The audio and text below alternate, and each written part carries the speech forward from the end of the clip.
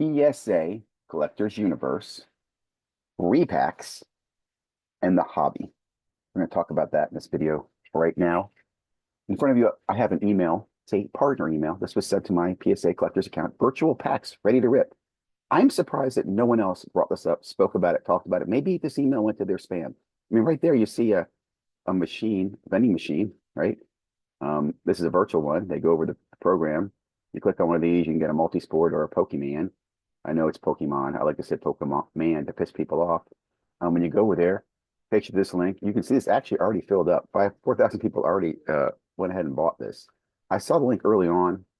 I was blown away by this. I was thinking to myself, hold on. So this is the same thing as Arena Club, basically, but PSA sponsoring Courtyard IO, or they're doing some big partnership. No different than what we saw here with this, the hot news right now. Everybody's talking about is PSA and this red machine. Now, let me just say this. The first thing that really upsets me about this is how lazy this hobby is when it comes to research. All you do is listen to one idiot babble to another idiot his opinion, and no idiot ever takes the time to actually research it.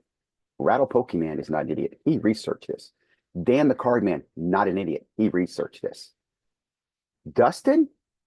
Junk Wax Hero? You judge for yourself. Listen to their videos. They add little value. They don't even know what the heck they're talking about. Junk Wax Hero said, hot box repack.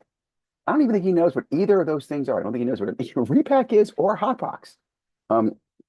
What's important about this video, this is the most important video to watch. Go watch Rattle Pokemon, because what he's going to expose here is that nothing fucking changes in the hobby, guys. The same scammers who were around 15 years ago are still in the back pulling the strings, making lots of money. Okay. The one that I will mention real quickly, because I've mentioned him before, Jesse Craig. Every one of these goddamn influencers who goes and kisses Jesse Craig's ass since 2020 because he's a buddy and he works at PWCC and I met him at the National. He's my friend. He is a scammer. Listen to the Pokemon video here. Listen to that. Now, this is what disgusts me. This is why the hobby, I'll say PSA repacks the hobby. The hobby will never change. Darren Rovell, what the fuck are you doing? You come out here and you make this beautiful page. It looks wonderful, great articles. I can't find a search button on here to look for the article he did on the $950,000 star card. Because when you find that article, you're going to see that it actually references this goddamn monkey in this video, not Rattle Pokemon. I'm talking about Jesse Craig. So here's the problem, guys. Let me just say this. Let me take a step back. When I started making videos 4 years ago, my big concern was stuff like this, that people are getting scammed, okay, with repacks. They're getting scammed by scammers like Jesse Craig. Jesse Craig made a repack called Heroes of Sports. And again, just listen to the video. I don't want to regurgitate this, but it's one of the worst things that was done, and it can be done over and over, and it probably being done over and over right now. The fact that PSA is involved in this, I don't give a shit.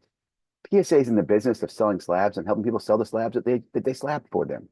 It's we, the hobby, that needs to change this. We, the hobby, need to stand up and call this shit out. Every one of you guys out there supporting Repacker, you support Jesse Craig, indirectly or directly, whether you realize it or not, and Jamet and all these other scammers. Okay, it's bad. It just is. There is no good repack, guys, because even a great repack is an example to scammers and how they can scam willing people. I can't emphasize that enough. Again, right there, PSA repack, 4,000 fish went ahead and bit that sucker. Excellent video here. I strongly recommend you take the time and listen to this whole video. And let me just say again, to all the content creators out there,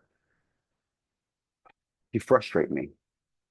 When I started making content, again, 4 years ago, at least there was no one that I heard speaking the truth, at least the warnings and the risks, with the exception of Sports Card Radio. But I'll say 4 years ago, they were relatively quiet. A lot of their content had been older. They did a little bit of stuff. I'm super excited with where the state of the hobby is today with Dan the Card Man, AIH, Pancake Analytics, other guys that call out the crap that we see going on in the hobby. So pay attention to real content in YouTube. And guys, if you don't know what the hell you're talking about, don't talk about it, or research it so you have something to talk about it. Okay?